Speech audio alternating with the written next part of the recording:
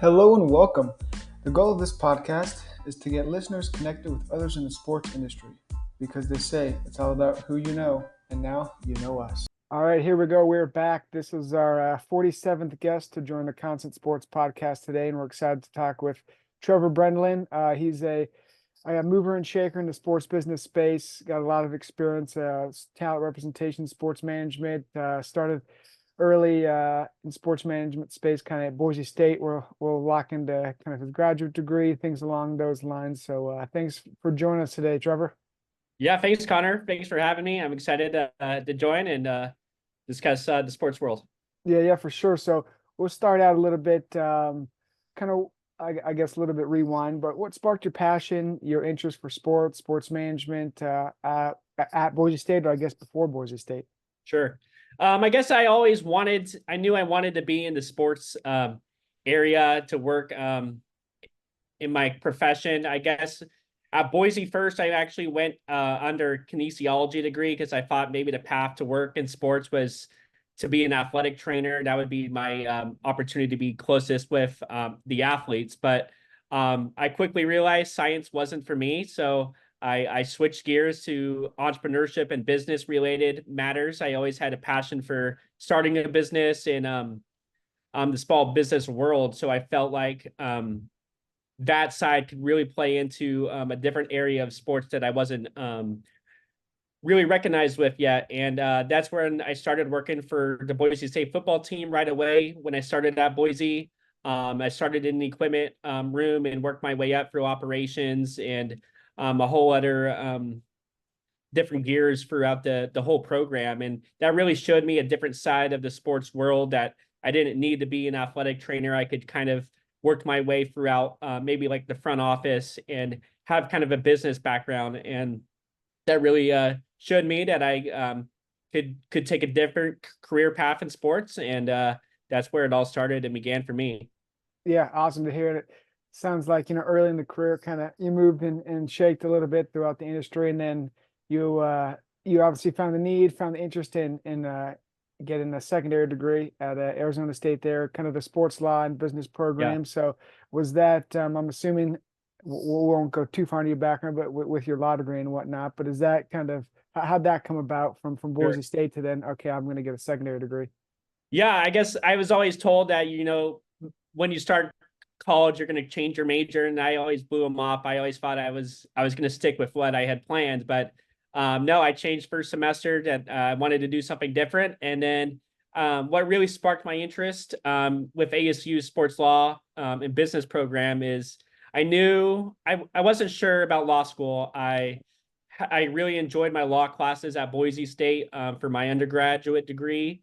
And I knew that that if I wanted to make a imprint in the sports world, that would really help project my career. And since I enjoyed the classes, I started taking the LSAT before I graduated at Boise. I never really did that well to get into one of the better schools. So I felt like I could get a master's degree and still try to figure out if law school was for me. And I always had ASU at the top of my list because of their connections in the sports world. I always actually dreamed of going to ASU at some point in my life. Right. And since I didn't go for undergrad, I wanted to go for my master's. And so since it was a dual program with the law school and the business school, I felt like this was a good opportunity to show me if law school was for me, but give me, if not, the well-needed topics that I needed to use and skills that I could have in the sports world. And so I went there and it was a great opportunity, made a ton of connections. And it did show me that I wanted to continue through my educational career. And so I'm still in law school, but it was a perfect time for me during COVID to figure out what was next. And it was the great transition period and pivot. Yeah, no, for sure. And I guess that's what it's all about, right? Pivoting and finding out kind of your space and your zone. And so then I guess one thing leads to another, you're kind of getting this experience kind of on the education side, you could say, but talk to the listeners and viewers about maybe your internships, especially with exclusive sports groups, or you could talk with Boise State, but what do those provide kind of you're early in your career to kind of where you're at now? Yeah, I always was involved in sports, playing throughout high school and stuff. But my first job in sports was with Boise State, working for the football team and just learning how a professional or collegiate program is really ran at a high level. And I feel like they do really good things there. It's a really blue collar town, a blue collar school. So kind of getting in the nit and gritty of how they are run was a great opportunity that showed me um, how sports are run. And so made a lot of great connections there. And then from that, I leaned into going into the sports representation side. I knew maybe the agent side was for me because it blended my favorite topics of business, negotiations, and law all together. So I felt like my skill set kind of worked best in that career path. And so I got an internship at Exclusive Sports Group. It's an NFL agency in Indianapolis after Boise State. It's a great boutique sports agency that reps football players. They also rep a lot of college basketball coaches as well. Matt Painter, actually from Purdue, who been doing a great job. So they had a lot of high profile athletes that I really got to learn and got to work with. And being in Indianapolis was a great time because, the training camp and all the pre-draft facility stuff really runs through Indianapolis. So it was a great time to kind of be there and connected with a lot of high profile people in the football industry. And then I really worked on my skills on recruiting college athletes and trying to get them to sign with us. I got to learn the ins and outs of pitch decks and different platforms to present to NFL teams and trying to do contract negotiations and stuff like that. So that was in the middle of the summer between my undergrad and then going into my master's at ASU. So I used that as a good platform for my resume. And once I got to ASU, it projected into representation on the broadcasting and media side with Wasserman. So that was a great opportunity to go into a larger agency and learn how they are run. So that was kind of the transition there into the representation side. Yeah, it's kind of the both worlds, from the boutique to the extremely, not boutique, extremely large and expansive Sure. agency that is Wasserman, kind of like a CAA type of vibe with, thousands of clients, I would assume, with all the different antennas and whatnot that they have. But regarding kind of the pitch decks and maybe some of the college recruiting for the listeners and viewers who maybe are just getting or maybe want to be in the sports agency kind of route, what goes into, maybe recruiting and these pitch deck types of work? Yeah, it's a lot of creative aspects to it. I feel like if you have a good creative work ethic and creative platform that you could use to kind of be different, that is the really big key, is just to be different in your pitches. Everyone's going to come in and say that they could offer you X, Y, and Z, but if you could show them something different that they didn't see in a different pitch, then that's going to really hit them home in a different way. And you want to just get as personal and connected to them as possible. So in our recruiting stuff, we try to run through all their interests, all their off the field or non-playing interests, what they like outside of sports in the classroom if they're in college. So we try to just get to know them on a personal level and tailor it to what their goals and achievements want to be. So it's really tailored differently for every single athlete, and I think it goes a long way when you show that you put in the effort and you know them more than they even expected you to. So that really is a fun area to do a lot of research and get to know them on a different side. So getting all that stuff and putting it together for them in a creative way is goes a long way. So that's what I enjoy doing. Yeah, it seems it's kind of like going the extra mile a little bit, doing a lot of behind the scenes homework, research, interviews, listen to interviews or past things that they've mentioned and things like that. And then Exactly. so with the representation side for athletes specifically, but now you kind of made your way into the personality, I guess, sector you could say with broadcasting, coaches, things along those lines. So what's I guess maybe some differences or similarities between representation, athletes wise, and then kind of I guess post athlete career, maybe coaches or broadcasting talent, media talent, things like that. Yeah, where I'm at now is Inside Sports Advisors. It's another boutique agency after Wasserman, and we rep a lot of post career athletes in the media side and TV. We represent a lot of influencers and personalities, like you mentioned. And it's kind of funny that I fell into this side because also at Boise, I hosted a radio show with one of my coworkers for the football team. We did a lot of interviews with football players. We just talked sports. That was pretty much the gist of the show. And so I always, love watching Colin Cowherd and some of these high profile sports talk radio show hosts. And so I always knew I had an interest in it. I never felt like I was that great at it, but just having that interest in it, and it kind of fell into me when I went to Wasserman while I was at ASU. I got to learn the ins and outs of the media side, and it's very similar. It's different in the aspect that there's no real guidelines like in NFL or NBA. There's a lot of guidelines you got to follow for player agreements and stuff. In this side of sports, it's all up to you to really craft negotiations and deals and a lot of the precedents that come beforehand. So what we do is a lot of deals with the big networks like ESPN and Fox. And then for the influencers and social media talent, we'll do a lot of endorsement deals and reaching out to companies and doing side stuff as well. So it's really also being creative in a different contract legal way, which I find really interesting and fascinating.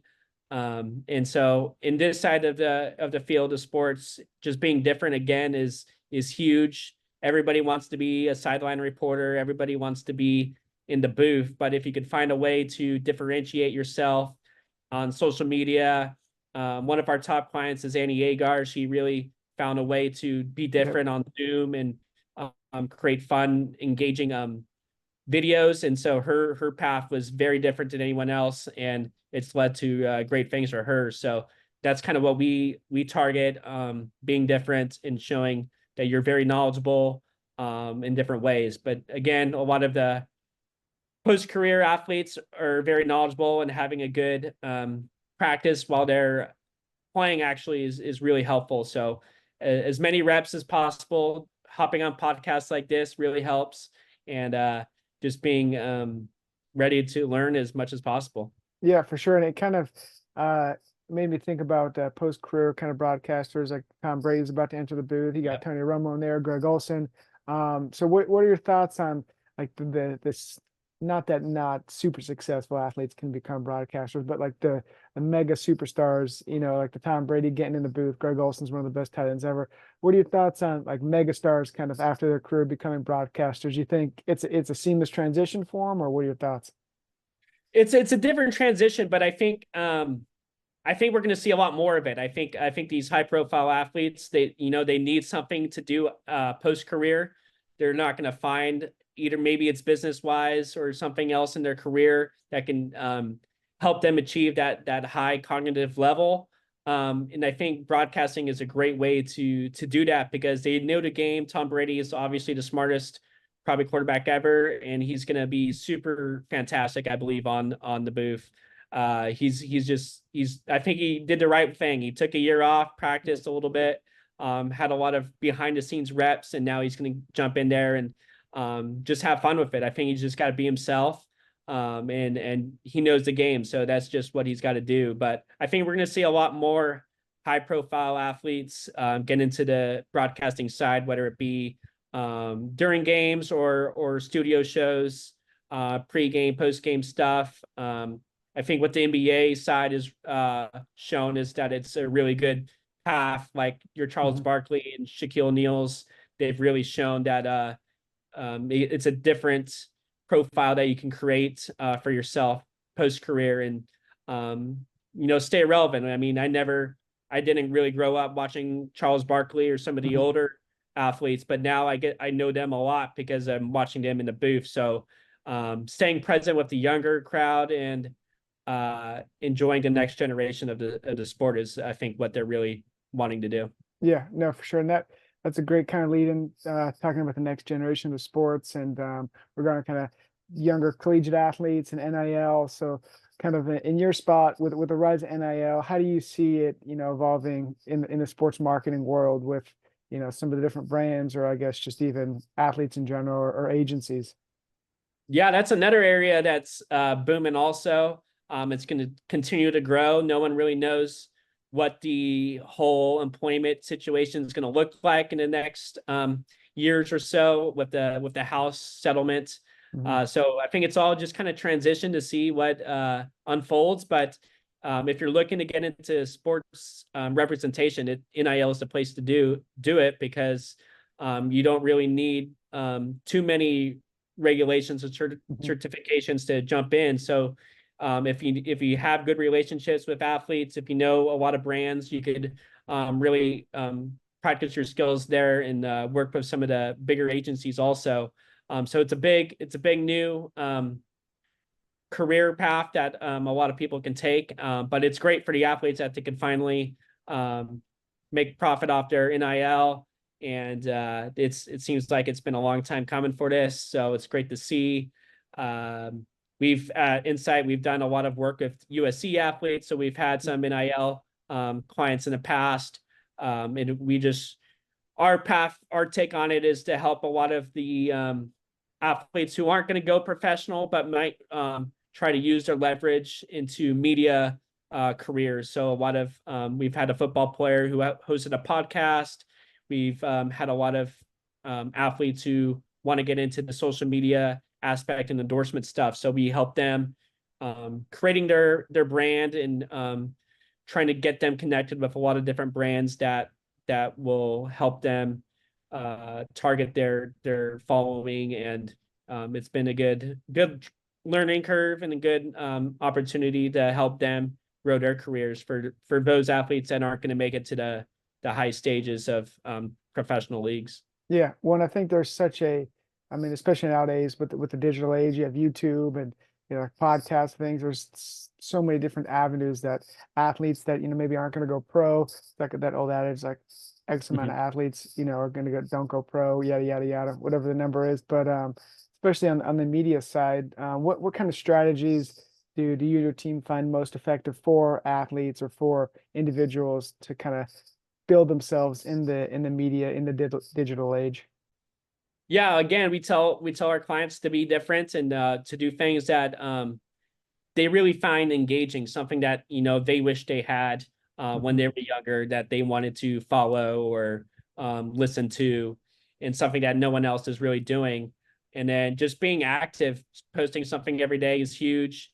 Creating a following that people can get behind, and being active on all the accounts, Twitter, Insta, TikTok, all of them are helpful. And we tell them to be active, create kind of your brand, and we help them kind of package all that together, amplify that, and we shoot those off to a whole bunch of different companies to just get eyeballs on them and Mhm. grow their followers.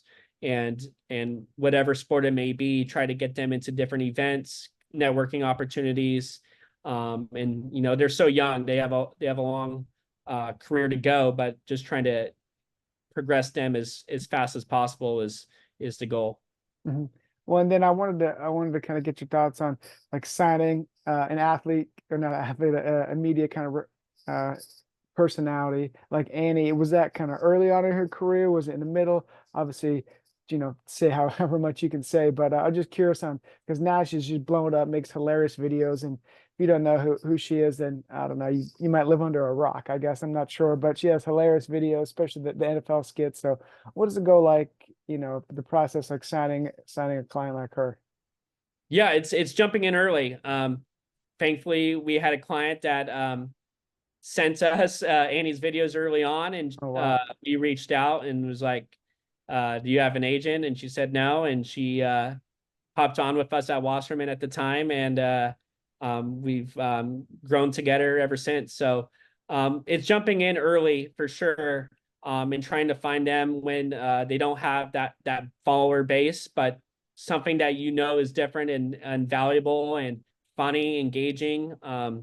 It was the right timing. A lot of this is timing wise. That was during COVID when everyone was kind of down. She was posting funny videos, trying to make people laugh. She loved the comedic side of talk shows. So Mhm. trying to jump into something that we didn't have at the time. So that also is huge. So jumping in early, trying to find them before they really blow up, because that's when we could help them navigate. That's the hardest part for most of these creators is when they do blow up, they probably not sure how to leverage that into making it last. And usually they'll kind of just um, fall kind of quickly if they're not able to hold on to what is different about them and what is valuable. We want to help them price them correctly for different endorsements and protect their IP and valuable assets for them. So being able to help them in that blow up stage is critical. So yeah, we try to find creators and maybe their athletes at a young age to help them grow into what they can be. Yeah, no, beautiful, wonderful process and breakdown there. And is that I'm assuming that's kind of most of your day to day, if not as the director of marketing, is that what percentage of that kind of breaks down to your daily activities? Are you contacting brands a lot of the cold emails? Kind of what does that look like? Sure. I guess it'd be 40% trying to um, talent search, try to look online and find different talent. 40% taking phone calls from creators or athletes that reach out to us. We get a lot of emails every day, trying to get representation. So that would be 40% probably. 40 The other 40% is reaching out to companies, doing endorsement deals, Mhm. contracts, doing a lot of networking stuff. We have a pretty good foundation with a lot of different companies, but if it's a company that our client wants to work with that we haven't touched base with before, we'll do some research and try to find somebody who knows them, and get connected that way. And then the other 20% is working with our clients on broadcast reels, which is Mm. a big thing for our clients. Instead of resumes, we send broadcasting reels, which is basically the highlight reels of their broadcasting work. So about 5 minutes of their best footage on in studio, on the field, whatever job they may be. Maybe, for instance, it's on their social media, but we package that together and send those to different companies, endorsements, and the big media brands also to try to get full-time employment. And then also we rep a lot of college basketball coaches and NBA coaches, and so helping them again with pitch decks, resumes, and reaching out to different clubs as well. Yeah. So is I guess as far as the coaching carousel goes, is that a lot of like proactive work? Like you see, I don't know, I know the Miami Heat didn't fire the head coach, but let's just say like the Miami Heat fired assistant coach or something coach, and then when your coach is, already has a job, but is that like you guys have, you're keeping track of this coach is there, and then you go, I mean, what does that look like? Are you guys just basically keeping tabs every day on all the coaching positions? Yeah, the big time is during March when we have a lot of college basketball coaches, and March Oh Madness yeah. obviously is the big time.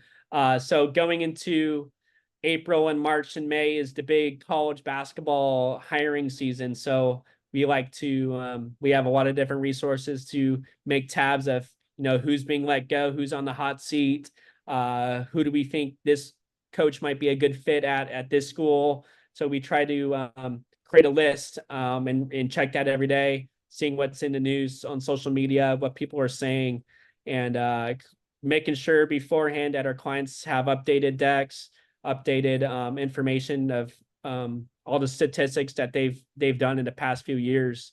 That way we could send that over to athletic directors and schools, and in the NBA space as well. Kind of now is the hiring season for NBA going into the summer. And it's also, like you said, keeping track of who's being let go. Maybe they have a connection with a former player or friend that works at another NBA team, and we want to get negotiations that way. So they're different. They're different hiring seasons. College basketball is in the spring, NBA is about the summer, and then the football for stuff is always in the fall. So there's different seasons that we change gears a little bit. Yeah, for sure. And it's especially in the, in the win now mode, I feel like a lot of teams are always in is, coaches are on the hot seat for, they could come somewhere for a year and have a bad year and get fired. And that's just kind of the way it goes. But is there, I guess, certain, I mean, you mentioned ADs, but is that kind of the best way to get in if a coach is trying to find a new spot? I'm assuming is the AD, or is there, I guess, resources that the ADs use? Yeah, the ADs, a lot of them use search firms, so it's being Mm. connected with big search firms as well, and finding out with the ADs who they're using. So a lot of times, if we got a lot of connections with a good amount of athletic directors, so if they tell us that they're using so and so search firm, we'll get in touch with them and work through that trajectory. So those are probably the two biggest ways, but trying to get to the top as best as possible is key. Just having that one phone call away kind of relationship is the goal. So trying to get networking is huge. It's everything in this business. So it's trying to just get to know as many people as possible. Yeah, no doubt. And that kind of the coaching carousel and coaching hiring and negotiation of contracts kind of just reminded me of like Lincoln Riley, for example, when he signed at Yeah. USC, it was like you get a private jet 2 times, however many times you get this, you get that. So is that obviously is, don't want to put you in a corner here, but what is that for NBA coaches, professional coaches? Is that kind of similar to kind of the Lincoln Riley method, is where I want obviously the money here, but then these perks, my kid goes to private school, whatever it is. Is that kind of common in the space? I would say it's more common in the collegiate space than the professional, honestly. A lot of these universities they have a lot of boosters that want to help out and want to win, so they're going to throw as much money as possible at landing, a Lincoln Riley and giving them as much as possible. But in the professional space, I feel like it's more traditional, and they want to win, they want to get in there and do their job. So you'll see some of that here and there, and you can try to negotiate a few different perks and stuff. But the big stuff I would say is in the college space, definitely. And I think it's going to continue with all of the NIL stuff. I think they're going to even do bigger stuff. We saw Calipari with Arkansas, and I think it's going to continue. What's the craziest, most interesting kind of perk that you've seen? Obviously, maybe third hand or whatnot that you've seen in a contract. I would just say a lot of vacation time is great. And stuff like that. There's, you'll see typically, private jet use for vacation. You'll see tickets to all different sporting games, events at either the school or if it's a professional team, you'll see a lot of in arena tickets for different bands and stuff. So let's say you work for the Lakers and you're at Staples, but you want to have tickets when Taylor Swift comes in. Yes. You want to make sure that you have access to that. So we see a lot of that also. Gotcha. Yeah, interesting. I just find the coaching like perk side of a contract just very interesting. Because as you kind of allude to, or professional, it's more kind of like, all right, we want to win. We want, the money's nice, and then championships. And I feel like college, it's kind of a little bit more of the college lifestyle. We'll have a little bit of this, have a little bit of that, kind of here and there. It's interesting. We're seeing the splashy cars now, and oh yeah, the Lamborghinis at Texas. Yep, Stuff I was like just gonna that, say so. Texas rolling out the Lamborghini dealership as the spring practice rolls out. So it's only gonna get crazier and more stuff like that, as you alluded to earlier with NIL and the ever changing landscape, the different regulations and rules, and each state's got its own thing. So that'll be fun sector to watch, as we touched on a little bit. And then for those who are just breaking into the sports industry, rather, what experiences, skills do you think are most critical for someone who's trying to make a name for themselves? Yeah, I would say just try to do everything you can as possible. Try to be well-rounded in different aspects of the sports or whatever position you're in. I like I said, I did a lot of different things. I worked in equipment operations. I did a radio show. I got used to video editing, graphics, stuff like that that I never really realized I was that great at, but I eventually got pretty good at it, and it helped me at every position that I've had since. So trying to be well-rounded in different areas and just trying to go into a job or internship with something that they don't have yet. So go in there with a talent that they they need and that they can't let go. So when your internship is up, that they need you to stay there because they want your talent, they want your ability to do different things that they don't have. So find something that they're not doing the best at, and figure out a way to achieve that and show them that you can do a well-rounded different things. So that's kind of what I did at different spots, and it worked out pretty well. Yeah, I love it, and especially kind of see your career kind of, I guess, unfold, start to, at Boise State, then at ASU, and then now at your time in law school, and the different experiences have shaped your career. And I would just second that, is just get as much, whether it's a boutique agency, whether it's you kind of like you mentioned, a radio show, podcast, whatever it is, just kind of building your own little resume, day by day, whatnot, goes a long way.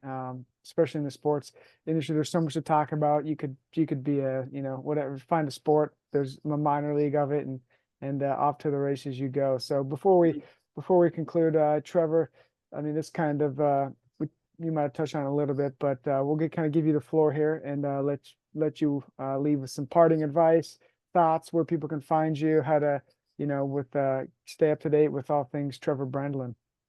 Yeah, feel free to follow me on my social accounts, Trevor Brendlin. Follow Inside Sports Advisors LA. We're trying to grow our social media accounts as well and help our clients through our platform. So definitely give us a shout there. You can check our website, Inside Sports Advisors. And just advice again is just being different. I've said it throughout the show that finding something that you're good at and that people need, and that they're needing at a critical time is huge. And if you could make people happy and find a way that they need it, it really goes a long way. So be different and do the right stuff, and you'll do fine.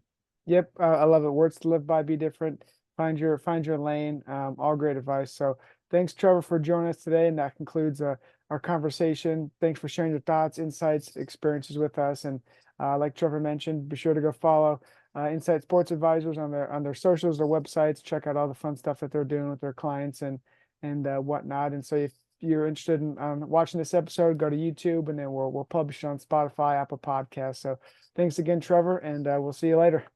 Yeah, thank you, Connor. It was a blast.